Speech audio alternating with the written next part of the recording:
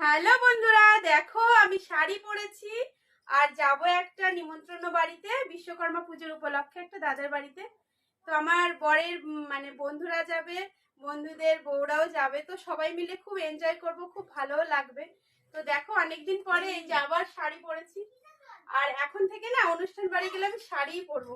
কেন বলো তো, আমার বরের খুব মানে পছন্দ হয়, শাড়ি পরলে খুব ভালো লাগে।